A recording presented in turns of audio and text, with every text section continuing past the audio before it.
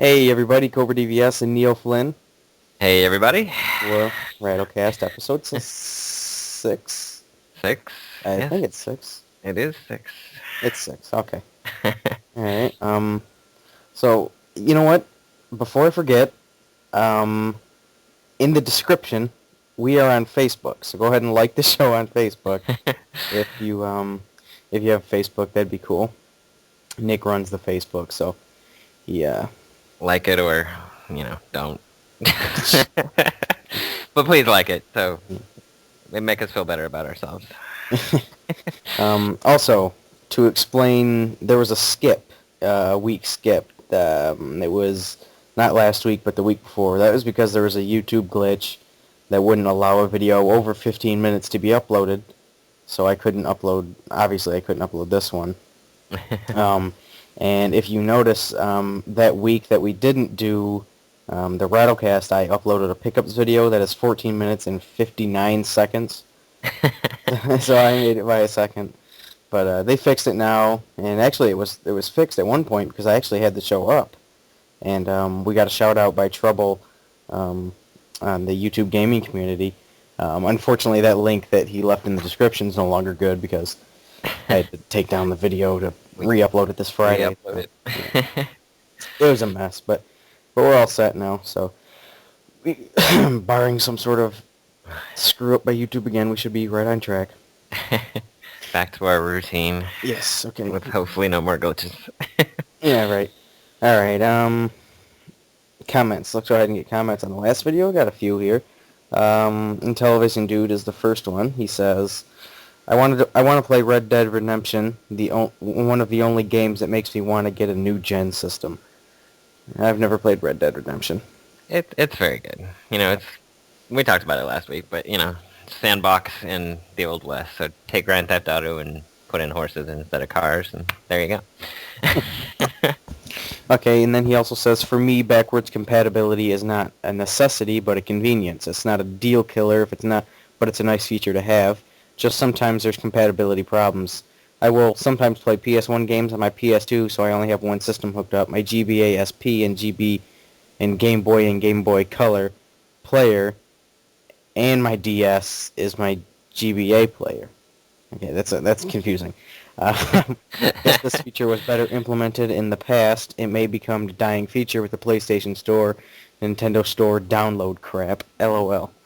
The fact that he called it the Nintendo Store is ridiculous. Yeah, he does kind of make a good point that we didn't really touch on in our conversation, but they do on especially in the PlayStation Store, they upload a bunch of old PlayStation 1 games that you can buy on your PS3. So that is, kind of another form of it that we didn't really touch on. But right, and of course, then you have to buy them again to get them on that system. You gotta buy them again. Yeah. And the Wii goes back to the N64. That's the most current you can download, I believe. I'm pretty sure there's no GameCube games you can download. Yeah, I don't think there is. I haven't really looked at it because I never go on there, but I don't either. I go on the 3DS one, but you can't download 64 games. I don't. And in fact, really the only time I go on the PlayStation Store is to see what PlayStation Plus freebies are on there. So, that's the only reason. I don't buy a lot of download games. No, it's just how I am. But I am the same way. I hardly ever do it. Okay. Oh, I lost my page. Okay, next is LV Peppy 38 says, "Cool episode, guys." And then Mr. B-Lands, a.k.a. James, has 2 comments. He says, blue PS2 games were because when the PS2 launched in Japan, it didn't actually have support DVD out of the box. The DVD remote updated the firmware of the system to read newer games. The blue discs we got here were a result of cranking out games before the launch window because the system did support DVDs at launch in the States. Oh, yeah, we were talking about how some PS2 games are blue and some aren't. He also says, anyway, I do love backwards compatibility. I only have a room for a few systems, so if I can keep my games and pack up my old systems or trade them in to help buy the new system, that just makes it all better as far as I'm concerned. Yeah, that makes sense. It's a space issue too, I suppose. Yeah, it's one of those things. It's nice to have, but yeah. I think in television, dude said it bad. Like it's not a necessity, but a convenience. Yeah. Not a deal killer or anything like that. Okay. All right. Well, that's all the comments, so we can go ahead and move on to news. Nick, you can go ahead and start if you like. All right, the first one. I think we have like a legal segment in every episode. I always seem to have something involving some sort of court case, but this time it's the ever-going battle between EA and Activision over Call of Duty. They settled one part of it, and that was Activision was suing EA, saying that they attempted to derail the Call of Duty franchise, purposely, which I don't really know how you would prove or disprove that, but the two of them have been going back and forth, suing and counter-suing each other, and most of it stems from, the two guys that were Infinity Ward when Activision fired them, and then they went on to form Respawn, and they're now working for EA, so they're kind of going back and forth at each other, but so it's one part of it has been settled, but there's still, that court case between the two of them is still active, so it's just one of those ongoing legal battles that we'll never hear the end of. This is the thing that started like when those Infinity Ward guys got fired or something? Yeah, that's how it all started. That's how they started, and then, they've each had cases against each other, but I don't even, this one was basically, let me see if I can click the link if it tells exactly what it was. But it was, Activision was suing EA. Let's see. Attempt to derail Activision's Call of Duty franchise, disrupt its Infinity Ward development studio, and inflict serious harm on the company. So I don't know if that was because they hired the two guys from Infinity Ward, or if it stemmed from something else, but that was the basis of it. But it's dismissed. They didn't announce, what the settlement was or anything like that. But at least that much of it is over with. I gotta tell you, I think like the two publishers that are out now that I like the least are probably EA and Activision. Yeah, I mean, I just don't really care for how they do it. They do business. Yeah. Here's Activision is let's pump them out fast, and EA is like let's make sure we charge them for everything. Right. It's an interesting way of looking at it, but well, EA just has their hands in so many things that you they can't. Do. Like, they have some. You can't escape them. They have some great games on their hands. I got to tell you though. Crisis 2, I had that one. That was a good one. They Mortal Kombat. Did you say they were involved with that? EA is. I remember you saying that because you need an online pass to play, and I thought that was an EA thing. It's not specifically EA. Like a bunch of companies do it, but oh, bastards. I think they're the ones that started it. Oh, okay, all right. But yeah, all right. Well, yeah, I'm not a big EA fan. I don't even know the last game I bought by them. It probably was Crisis 2, actually. Okay. All right. All right. Let's see. Which one are we gonna pick here? Let's pick this one because I'll probably talk about it at least. And it's like a three-parter, but I only want to talk about one thing. That it's about the patch that that Nintendo put out for Mario Kart 7. Now you never hear about Nintendo releasing patches. I've never heard of it before in my life. Yeah, I can't think of a time that I've heard of it. You know, except for like, Wii system updates and stuff like that. Right, they sure. do that, but not specifically to a game. But I'm hoping that this is sort of a sign that they're moving towards a more, internet like the Xbox and that they really are involved with the internet and the whole friends, the whole networking side of the thing. Hopefully, this is Nintendo moving in that direction. I might be looking too deep into it, but I think they have to, because if they don't, they're gonna get left in the dust. So right, yeah. If they don't have like good online functionality for the Wii U, I think they're in trouble. Yeah, and they probably will. I'm assuming they will. The 3DS is definitely better than the Wii as far as online features, I guess is how you say it. You have like a friends list and that kind of stuff. So it's definitely a step in the right direction. But anyway, this Mario Kart 7 thing, on one of the tracks called Woohoo Loop, there was this special trick you could do that would literally allow you to almost cut the level in half. I don't know if you've played Mario Kart 7 or not. I have not. Okay, well, it's pretty much like most other Mario Karts. It's probably one of the best ones, though. Anyway, there are some tracks in the game that instead of being laps, they're actually just one long big track. They're not, and they're divided into 3 sections instead of laps. You only go around it one time. Oh, okay. Woohoo Loop is one of those. So in this glitch, you can. I actually watched it online because I'd never heard of it. There's a certain point before you like go into a tunnel or something. I think you turn around and drive off into the water. And when the Lakitu brings you back up and drops you back on the track, he drops you on a different part of the track from when you drove off, and it's like way ahead of where you were. So you automatically win. I had never heard of this. Never would have even thought to try it, and you can't do it now.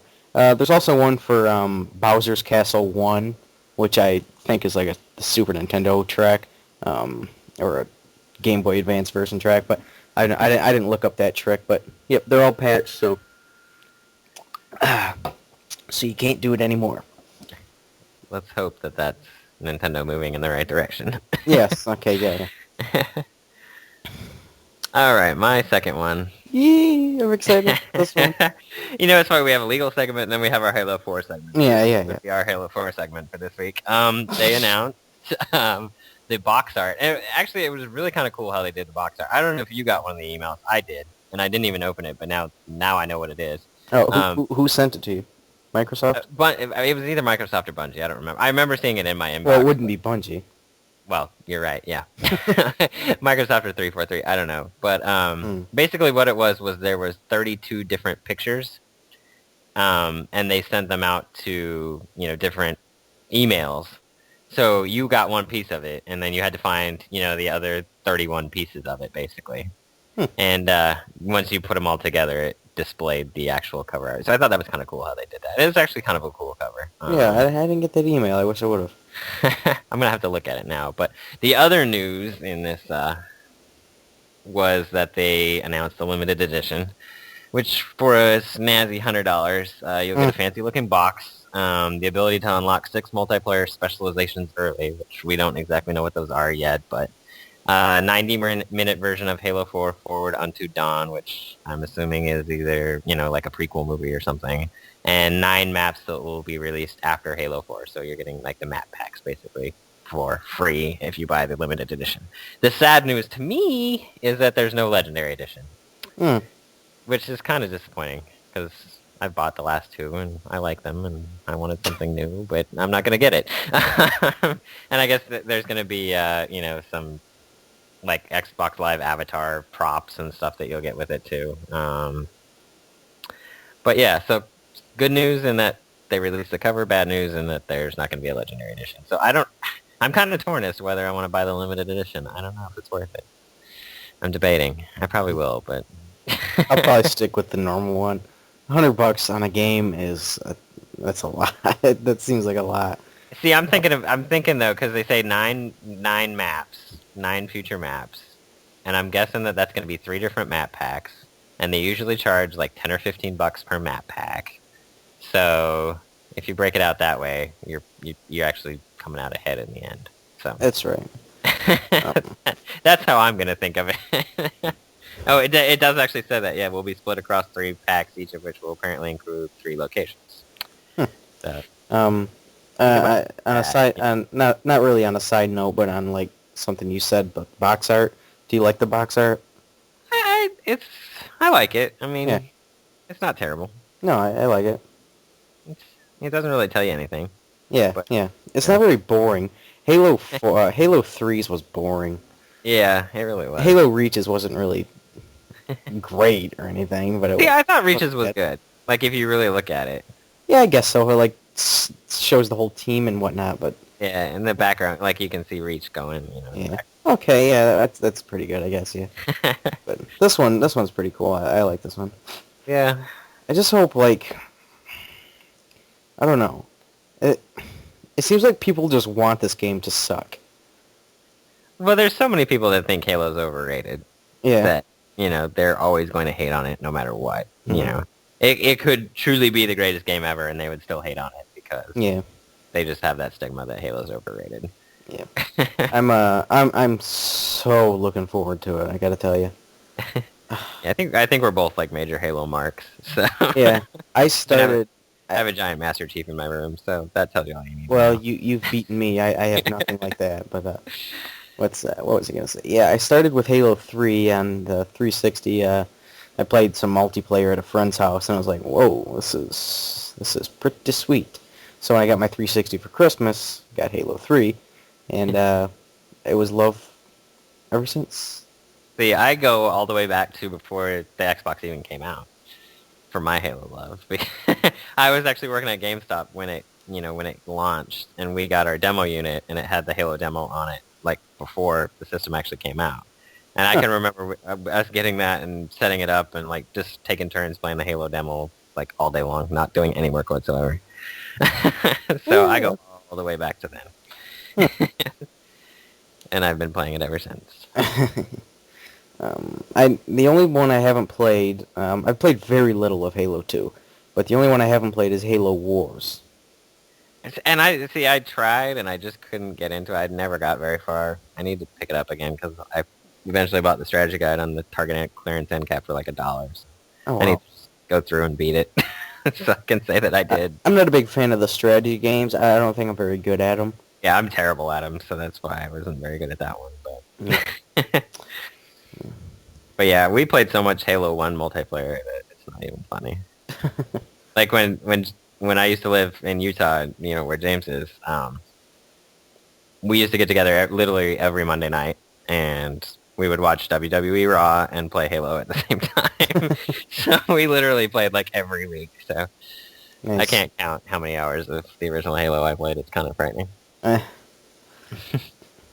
But yeah, so Halo 4 it should be good. I have high hopes. yeah, I, uh, I'm confident. Yeah, they'd have to try really hard to screw it up, I think. Yeah. Okay. All right. Well, speaking of the future, this is a thing, an IGN. It's kind of like a little study, that they gave to some people about the next generation consoles, and they asked them a few questions, and I gotta tell you, it's pretty irritating. First, okay, here's the disclaimer in the beginning here.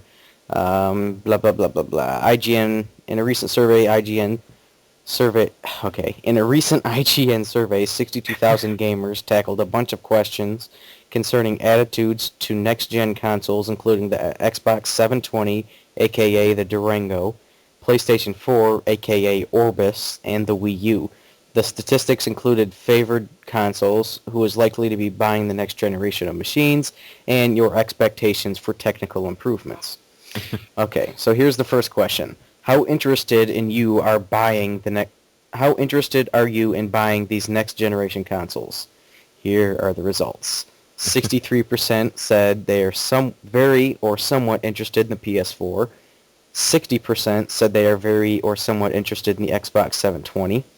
40% are very interested or somewhat interested in the Wii U.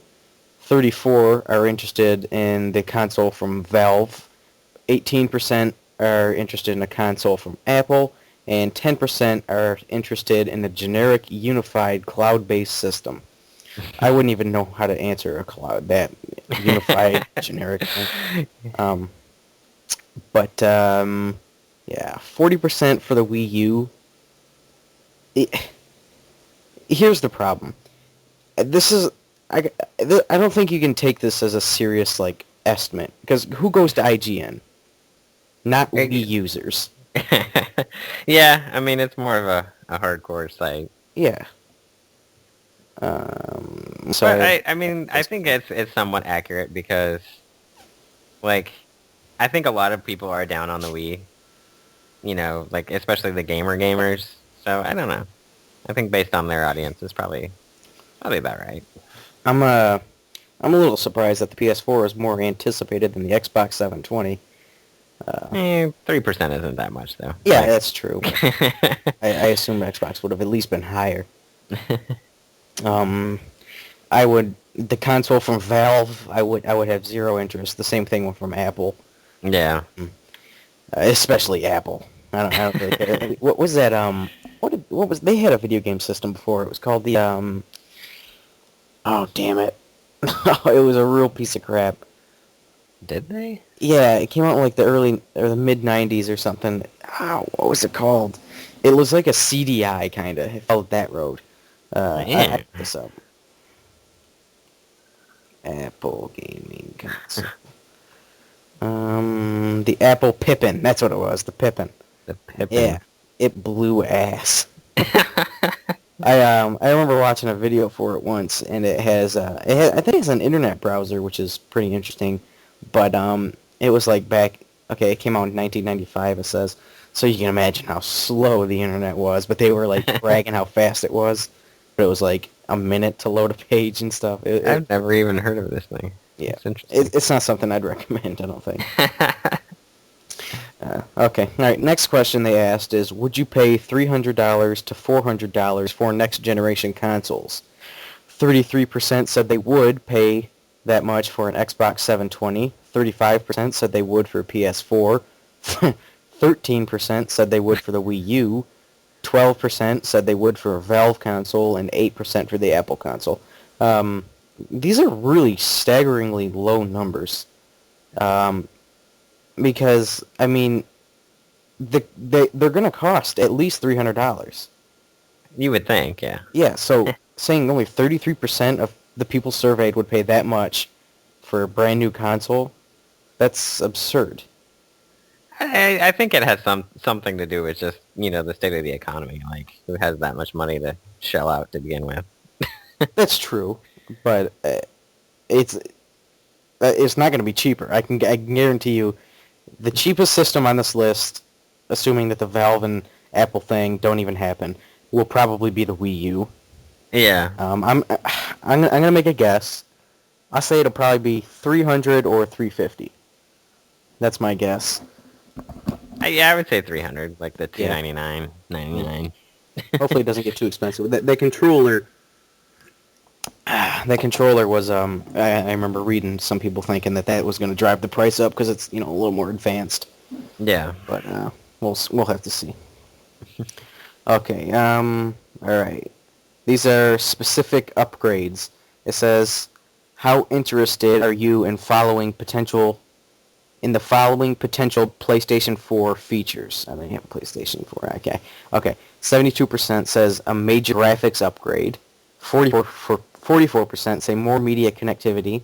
40% say streaming digital games. 37% say innovative controllers, and 10% say smaller, sleeker hardware.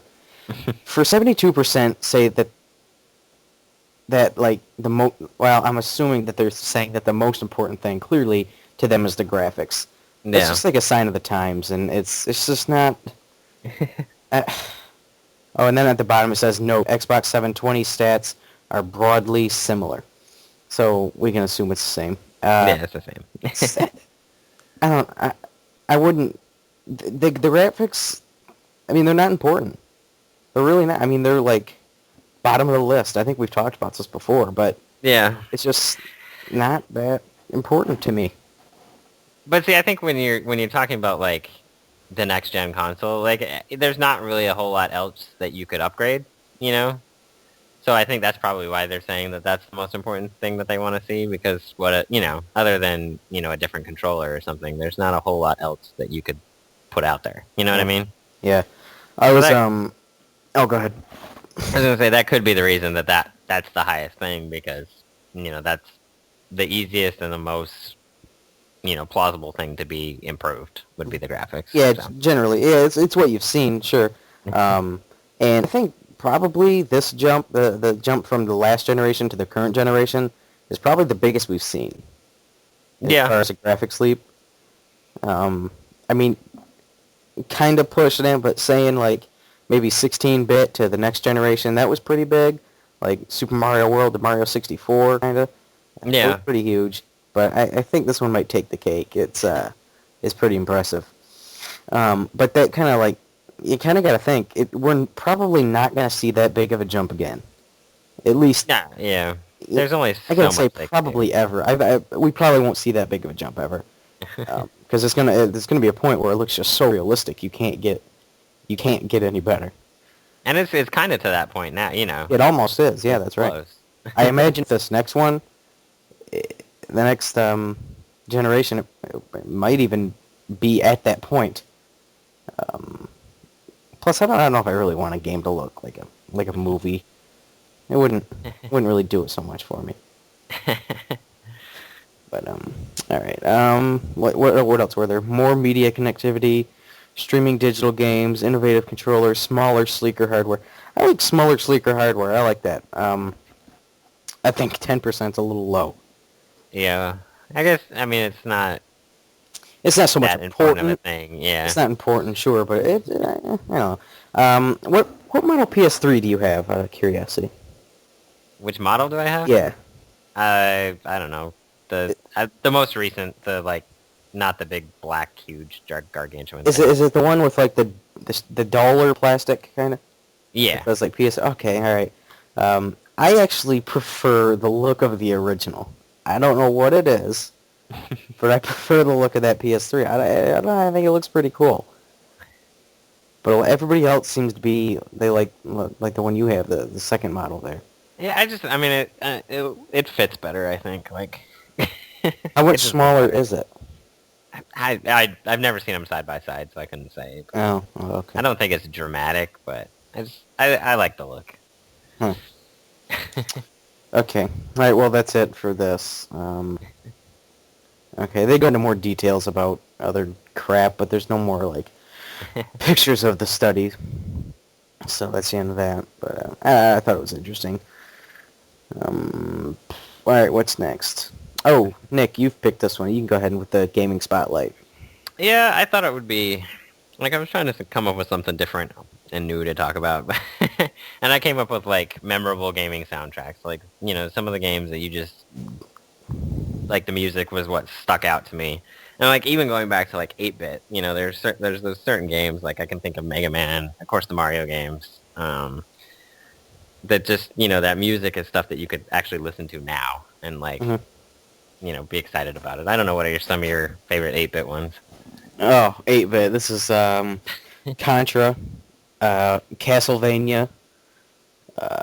Those two, if you were to walk around, if you were to be at my house on any given day, you'd probably hear me whistle the Contra theme from the very first level, probably 5 or 6 times. It's just so good. Yeah, Contra's a And good then, one. and then Castlevania, that's just one of my favorite series ever. Even though the game wasn't that great, Castlevania 2, the soundtrack in that game is phenomenal. Yeah. Yeah. I'm not familiar with that one. So. I bet you are. I bet you've heard the I probably have heard it. Yeah, I Blood just haven't played Tears the one. game to like. That's the pretty popular one. It kicks ass. What are some other good ones? We talked about Double Dragon when we talked Yes. about Double Oh wow, that's good. You know, the Mega Man, you mentioned Mega Man. I don't really play much Mega Man, so I can't really come into that. It was- Double Dragon or Battletoads, that had a good one.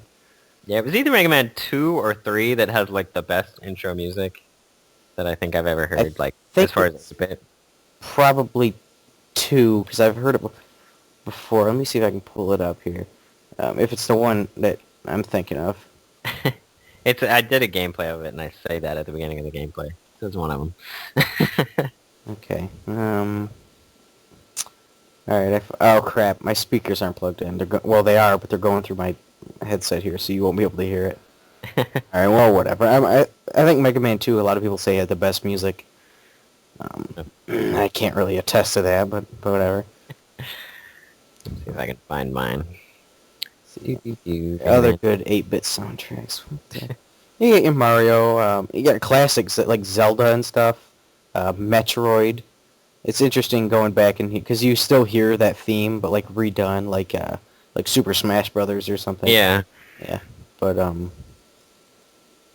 think it was 2 that I'm thinking of, but it won't load my video, so I don't know. Anyway. probably was. And then, you know, you go to 16-bit, and of course things Wow. got better and The- sound better. The gasket just blew off with the 16-bit. It's so good. Yeah, there's so many on 16-bit. Like, the one that always immediately jumps to mind, and it's probably just because it was my first experience, on the Super Nintendo, is Super Mario World. Like, it Yeah. just sounded so much better than anything that we'd heard before. Yep. Like, I can remember the first time I went in, like, an underground level, and the music actually had, like, an echo, like you were actually in a cave. Like, I thought that was the most amazing, at the time, I think it's the most amazing thing you've ever heard. And, like, that, the underwater music and just everything about Super Mario World. And we talked about Donkey Kong Country before. Wow. That has got to be one of the best soundtracks ever. Donkey Kong Country. That is actually my ringtone right now. That's... what it's the I think it starts off at the point in the original game where Cranky Kong, or is it the old Donkey Kong is sitting there? Yeah. Okay, and then the Donkey Kong drops down, and then like the music starts picking up. It's like that. Oh man, that's so good. Yeah, we sitting there like turning the little crank on the the old thing. Yeah. What else is there? A Link to the Past is excellent. That got stuck in my head when I was playing that. That got stuck in my head. I was whistling that a lot. I like to whistle. And everybody talks about Chrono Trigger. Like, I've never played it, but yeah, it's it's good stuff. It's good stuff. You can pretty much you can point the finger at any Nintendo game and just like made by Nintendo, yeah. This music is just good. I don't know how they do it. It's like, wow, this is good stuff. You get your newer Metroid game. Castlevania 4 had some great music. Contra 3, it's just okay with the music, not great. Of course, and then you look at the Genesis. Sonic had some excellent music. Yeah, Sonic was good. Sonic 2, probably in particular, is the one I remember the most. Chemical Plant Zone. Oh, yeah. You got Michael Jackson's Moonwalker. It actually had Michael Jackson music in it, yeah. Yeah. There's just so many. Like, and then you go to the more modern ones that are actually, symphonic type stuff. Mm-hmm. Like, the one that I actually, like, have them on my iPhone, and I listen to them all the time, is anything from Halo. Mm-hmm. Like, those are some of the Art best. O'Donnell, is that his name?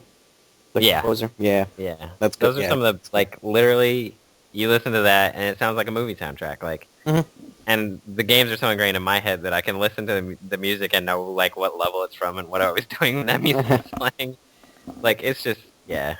And I think my favorite, this might shock some people, but my favorite out of the whole series is ODST. Really? Yeah. I just love the music. That's sort of like that softer kind of jazzy, isn't it? Yeah, it's more jazzy. It features a lot of saxophone, and I think that's what I like about it, because it's just so different. And again, that one, I think, does the best job of conveying the feel of that game in the music of like, any soundtrack that I've ever heard. Like, because, in the game, you're this lone guy trying to reunite his squad, and, like, the music just has that lonely, somber feel to it. Like, I've never heard anybody pick that game, but I gotta tell you, I can't disagree with you. I don't know that it's my favorite, but I think it's excellent. I don't know why. It does something for me. Yeah, it's interesting. Yeah, I respect that decision, I guess would be. Yeah, Halo. That's always got the good music. Gears of War was another one that. Excellent music. The new Castlevania game, Lords of Shadow, had really like orchestrated music. It doesn't really sound like Halo or anything, but it's that same type of action sort of. And I really like Borderlands too. Like, it was another one that just kind of fit the feel of the game. I don't even remember what the music is in the game. It has the best intro song of any game ever. That's a funny video, that intro video, when that skag gets hit by that. Yeah, with Cage the Elephant. Yeah. Yeah, that's like one of the best intros ever. So. That's pretty good. I don't even remember, like, other than that, I don't remember any music from Borderlands.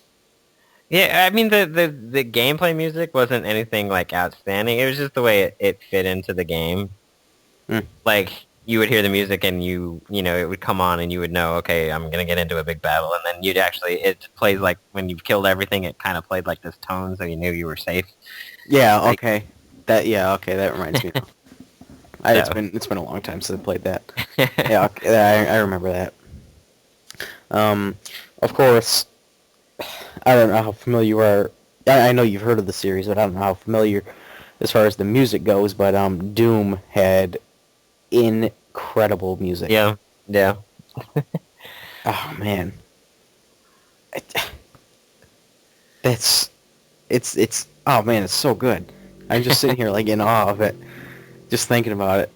Ah, I love that music. Duke Nukem, that had pretty good music too. Well, the Duke Nukem theme is pretty cool.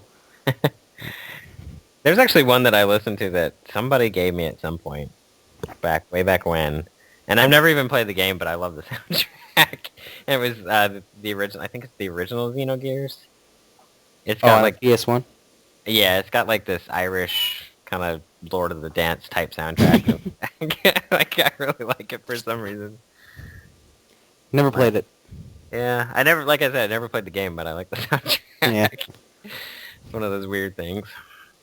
Um, what's another memorable soundtrack? On the Genesis, I really love the original Road Rash music. Yeah, I'm not a big fan of like the licensed soundtracks as much, but The what? well, I don't know. The original Road Rash didn't have licensed music. Never mind. Forget what I said. Oh, like yeah. Okay, I know what you mean. No, Yeah. yeah. The first one didn't. I don't think the second one did. The third one might have. Yeah, I'm not a huge fan of the licensed soundtracks. I think that's kind of a cop out, but Yeah. that's just. Oh, it's the Sega CD version of Road Rash has Soundgarden, which I don't know who they. Well, I've heard of them. I don't know their music, but Yeah. I know they're featured like on the cover. It says that. Ooh, Soundgarden. They had like 2 good songs. Yeah. That's two more than I know. Right. What was the other one that I wanted to bring up? I've lost it. Whatever it was. I just had it. Now it's gone. That happens to me. What was it? Oh, Mario Kart. That's another good one. Yeah, I think like you said, any like licensed Nintendo game. Yeah, you can't. You're not gonna go wrong. Even like the new Metroid Prime games. Well, I've really only played the first one, but when you're just playing, you just hear like doot doot doot doot doot. They're just like rhythmic beeps, and it's still pretty catchy. Yeah. Like, oh, okay, all right. Oh, now I remember what I wanted to bring up. Gitteroo Man has one of the best songs ever. What is it? Gitteroo Man, it's a rhythm game on the PS2. It's like imported from Japanese. It's really obscure. Yeah. But it was, way before Rock Band and Guitar Hero and all that. It was the original rhythm game. But it's got, there's a song called The Legendary Theme, and there's a part in it where you play this acoustic version of it, and you're trying to like woo this girl on a beach, and it's seriously one of the best songs ever. Huh. It's just this acoustic guitar, like that's all that's all you hear is this acoustic guitar. It's just really good for some reason. Like look it up on YouTube. You'll be happy you did. Yeah, never heard of that one. Look up Gitteroo Man Legendary Theme Acoustic. You'll be happy. Here, actually I'll send you the link.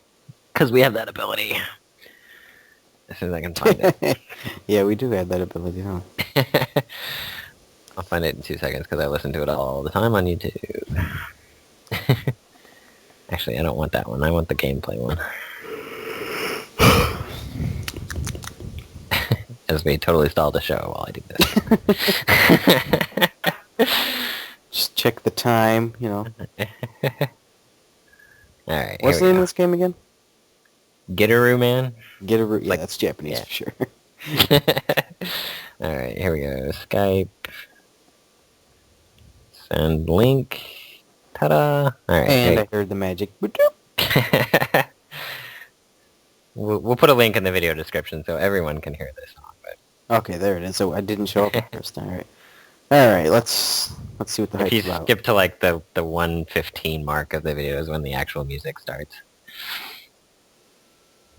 All right.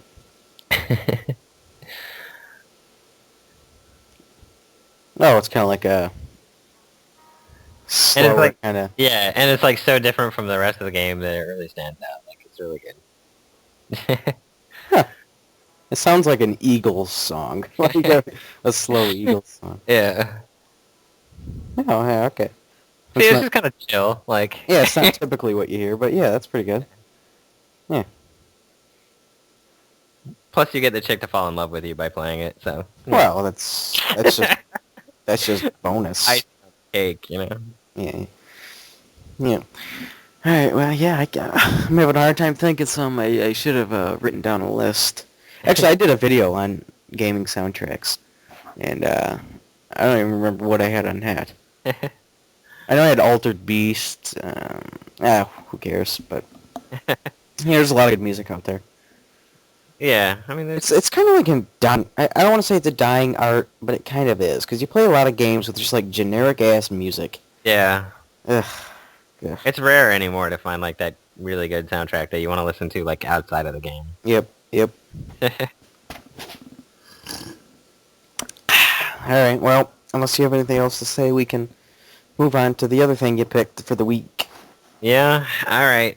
Game of the week time. And Actually, if you follow Facebook, Let's pluralize it. Games. yeah, games of Yeah. the week. And if you follow Facebook, so this is your excuse to go like it, then you'd have an already prior knowledge of what this is going to be. Because I usually post some sort of box art or clip of something to give you a hint. This time I did it as a hint instead of come right out and say it. But it's the Mutant League games on Genesis. Who doesn't love those? Mutant League football, hockey. They're actually kind of rare to get box complete. Yep. Yeah. Hockey definitely more so than football. Yeah. But they're both really awesome. The football one came out first. Mm-hmm. And let me pull up my Wikipedia so I can remember when. 1993, and they actually used the Madden engine to do it.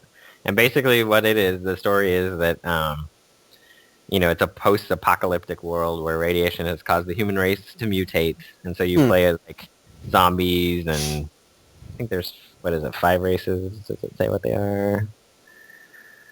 No, of course not. Here we go. Aliens, skeletons, robots, trolls, and superhumans. So I was wrong about zombies, but... and instead of 11, you have 7 players on each side. And it basically plays like real football, except for that there's landmines and fire pits and rocks and stuff on the field, and you can kill the other players. Yeah, you can bribe the ref to cheat for you. You can actually kill the ref, which is kind of fun. Like, it was just so over the top at the time. They're just silly fun. Right. I gotta tell you, I really don't play sports games. Especially the older ones. The only ones I will really ever play is golf, and every once in a great while, maybe like a basketball or a tennis. But as far as football goes, no, can't do it. But if I were to play one, it would be a game like Mutant League Hockey or one of those over-the-top kind. There's another one called like Pigskin Foot Brawl on the Genesis. I don't know if that's quite over-the-top like this one is, but I know it's different anyway. It'd be something like that or like this. So. Yeah, it's silly fun, and it actually, like, I guess they were popular enough that it actually spawned a TV series for a couple of seasons. Seriously? Yeah, there was a cartoon based on it that was just called Mutant League. I had never heard of. That's interesting. That's actually the clue that I posted was the intro from the TV show. Oh, okay. So that was the clue for everybody. But yeah, when did the TV series start? Does it say on here? Of course not. Go back to the TV series link. It aired from July 2nd, 94, so it came out like a year after the first game and lasted till 96. So it ran for 2 seasons. And it actually had like a storyline and stuff. It followed one of the players, Bones Justice, who was actually Bones Jackson in the game. But Bones Justice, is he a skeleton? Yeah. I think he was, yeah. But, and it was your typical kids cartoon show, but I just thought it was funny that... It was a kid's show, really? It seems like the games have more of the edgier feel. Yeah, I mean, it was a cartoon, so I'm sure it was, yeah. older kids, but kids nonetheless. But. Um, now, Mutant League Hockey. I have both of these games, and I I've played one of them. Which one was it? It was Mutant League Hockey is the one I've played. Uh, Actually, Mutant League Hockey for me is a cool collector's story. How I managed to get a complete in-box copy is pretty bizarre. But, yeah, I remember when I got it, it didn't work. Just would not work. And I had gotten the game Ghostbusters on the Genesis, which is also a pretty uncommon game on the Genesis, and it wouldn't work either. I was like, well, what's going on here? But Mutant League Hockey, I was able to get work. Genesis or Ghostbusters never worked, but I was able to get Mutant League Hockey to work. And then I paid I think $2 for it, and then on eBay months later, somebody was selling a box and manual for it for $6. So I scooped that shit up, and it cost me $10 to get a complete copy. It's usually about 40. It's actually pretty expensive. But anyway, like I said with football, if I don't play very many sports games, but if I were to play one, it'd definitely be one like this. Yeah, they're just fun, and it mocks the real team, the real NFL teams with the names, and even some of the player names. Instead of Jerry Rice, it was Scary Ice, and instead of the what is it, this 49ers or the 60 Winers, and it's just fun. Yeah, I like that. That's fun. And I guess I don't think I ever played through a whole tournament, but if you win the whole tournament, your MVP gets carried off the field and then thrown into a pit of fire. It's the Hall of Pain instead of the Hall of Fame. It's kind of fun. And they actually in Madden 09 on the Xbox, there's actually a throwback achievement. If you create a player named Bones Jackson and place him on the Chicago Bears, you get an achievement called Midway Monster, because he played for the Midway Monsters in the Mutant League games. Oh, I like that too. Yeah, it's kind of a cool throwback because they're made by EA, of course. Right. Yeah. Huh. Very cool. Yeah. And yeah, the hockey one is the same thing. Spin off of the real teams with the fake names and stuff. But I was actually going to play one of these, probably the hockey one, before recording tonight, but I got distracted with something else, which we'll talk about in a second. Yeah, which I already know what it was. Yeah, you do.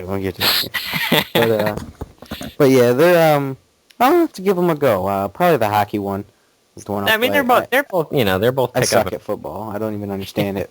The plays, anyway. I don't understand the plays. Yeah. I don't know what to pick when. They're silly fun. Yeah. And they're just so over the top. In fact, I remember, it was a long time ago, Maximum RD had a tag about game series that you'd like to see remade, and that's actually what I picked with Mutant League, because I think it would be cool to see a reboot of it. With consoles, I think they could do a really awesome job with it. Yeah, I remember that tag. I did a response. I picked Road Rash. I do remember that. Yeah. So EA, if you're listening, right? Make a Road Rash and Mutant League football. I remember a Mutant League golf. That would be sweet. I remember saying that once. My friend. Or a Mutant Road Rash. That'd be sweet too. There's so many things you could do with this mutant stuff. Yeah. And zombies are in now, so it'd be the perfect time to bring it back. Yeah, for sure. Oh man. But yeah, they're like I said, they're silly fun. Yeah. Good pick. Yeah, that's pretty obscure. Yeah, I tried to do something different. Cliche titles. Okay. All right. Well, we can go ahead and move on to what we're playing if you want. Yeah. All right. Mine is quite long. It is quite long. So why don't you can go ahead and start, I guess. I've got I just got a couple that I spent a little bit of time with this week. Watching the NBA playoffs made me want to play my player mode in the NBA 2K11. I'm a year behind, so I still have last year's game. But yeah, I have my player. I named him Launchpad McQuack, and because I would like to be silly with my names in my player mode. But so I started playing that again. I've almost finished my first season. We're the #1 seed, and we're gonna win the whole thing. But so So I spent a little bit of time with it. Like, that game is so... Like, in my player mode, you have to be the star, even though your stats, like, you're not good enough when you first start out to be... Like, in order for your team to win, you have to do everything, essentially. So my guy nearly averages a triple-double and, like, has to do everything himself, but it's fun. And the other one, it's funny, we were talking about earlier about downloadable games and how I never buy them, but I bought one this week. That's that's Trials Evolution. I don't know if you're familiar with that Yeah, series. yeah, like that dirt bike racing or dirt bike obstacle course thing. Yeah, it's more like an obstacle. It's almost like a puzzle game to me. Like, you know, you've got to balance your guy right and land in the right place and all that. But I loved the original Trials HD. I had a lot of fun with that one, and this one is just even better. And I think the best thing about it is it actually has like a course builder now, so you can actually make your own tracks. I haven't tried to make one myself, but I've downloaded some stuff that other people have made, and it's amazing what you can do on that thing. Huh. Like I just went to the most downloaded and downloaded like the first couple, and the first one is like this amusement park, and it starts off with this Ferris wheel that you have to like perfectly time to get on it, and then like I couldn't even get past that part because I kept falling off the Ferris wheel. But yeah, if you guys like, you know, different style games, definitely check out Trials. I think I played HD, but I sucked at it. It is tricky. Like, you have to really practice to get good at it, but it's just ridiculously fun. Okay. Let's see. I have 1, 2, 3, 4, 5. I have 6. And it's been 2 weeks, so that's only fair.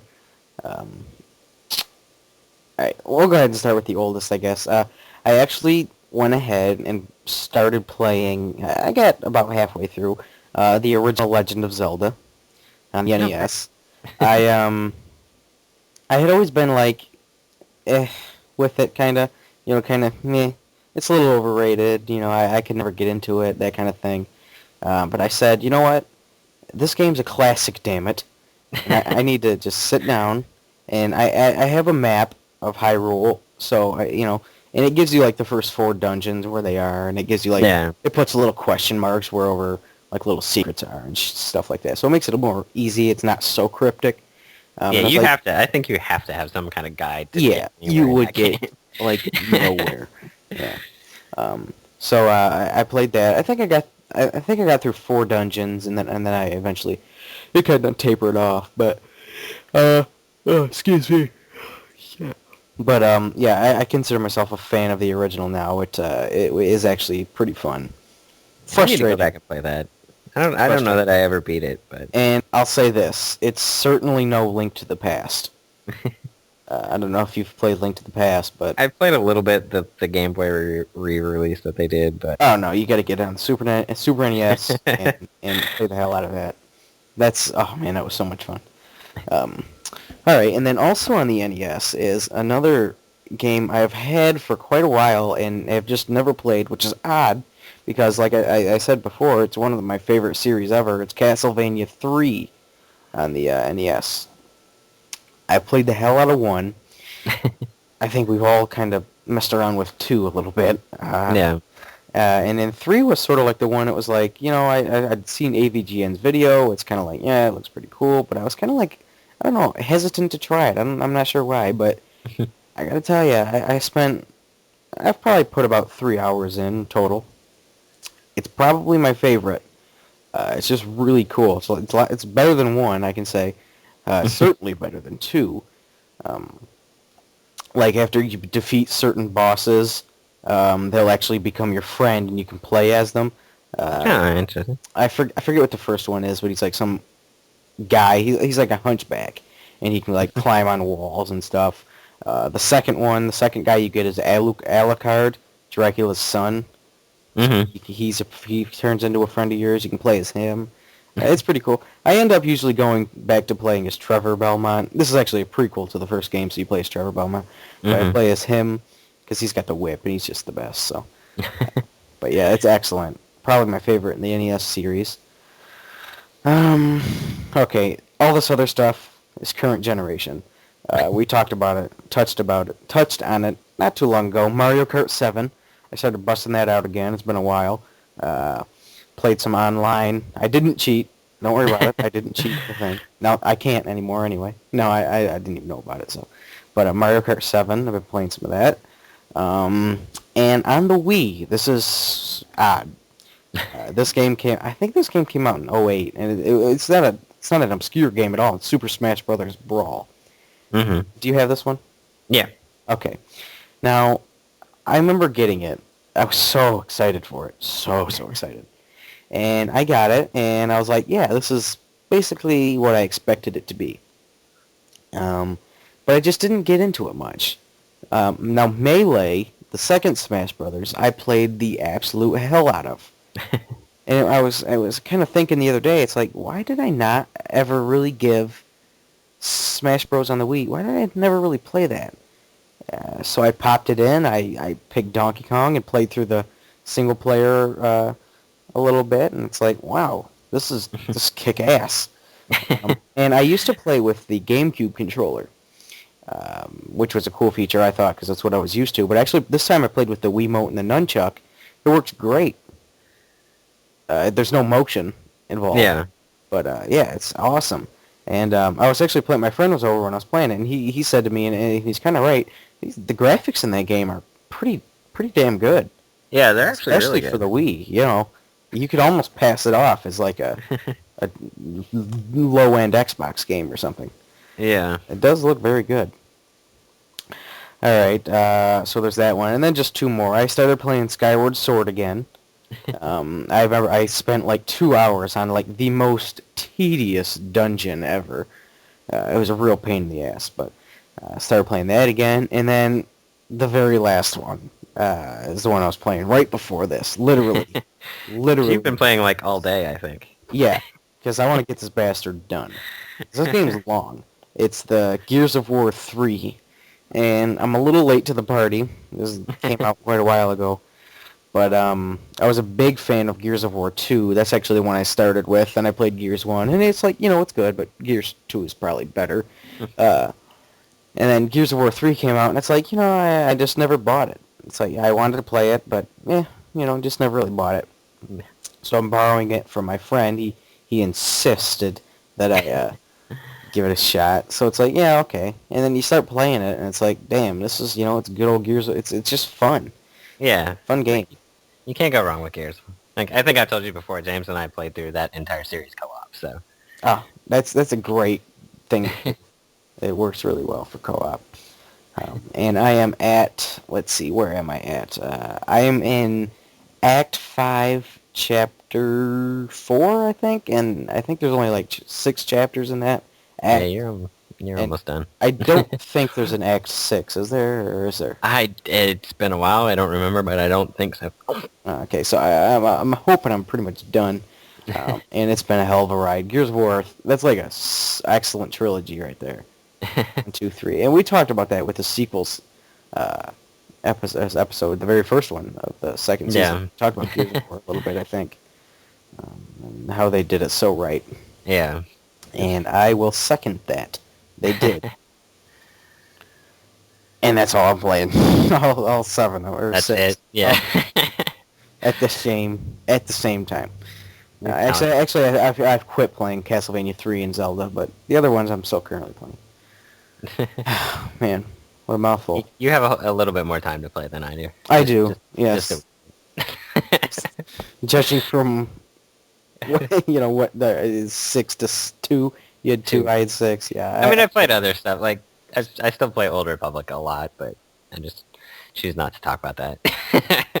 What was that? I saw some article, like, they lost, like, a ton of users. They lost, like, 400 million, which sounds like a lot. 400 million? But they still have 1.3 million. Did you mean 400,000? Or 400,000, I'm sorry. 400 million, holy shit. Yeah. No, 400,000. But they still have 1.3 million subscribers, so it's not like... And it's actually a really typical drop-off for an MMO, because you get all these people that buy the game, want to play it for a little bit, and then drop off. But, the hardcore people are still there playing, so... It's not going anywhere. Like, it's not that dire yet. Right. Sorry, I'm doing something. Yeah, okay, alright. I thought I was going to ask you something about about that Old Republic, but I guess I wasn't. Where it was you lost it. Yeah. Um, yeah, I guess I just kind of lost it. Well, and that brings us to the end of episode. It was 6, right? This is 6. Yeah, This is 6. Yeah. So hopefully, barring and hopefully there's no glitches this week, and we can just upload her straight to YouTube. Yeah. We can only hope. Yes, hopefully it goes so simple. All right, so we'll be back again next week, and you know what? Let me say this. This is something else I've been playing. This is weird because I just looked at my phone and I have this. You have a smartphone, right? You have an iPhone? Yeah. Okay, you need to download the game Draw Something. Oh yeah, I have it. You have it. Okay, well Yep. I'll have to send you an invite. This game I've been playing quite a bit. I'm playing actually. Do you ever watch you watch Crow, YouTube? Mhm. Yeah, Yeah. playing against him right now. Well, you're not playing. You don't play against people really. You know. Yeah, you play back and forth. Like, Yeah. You're a team basically because you're trying to guess each other's. Yeah. Yeah. So that's 7 games.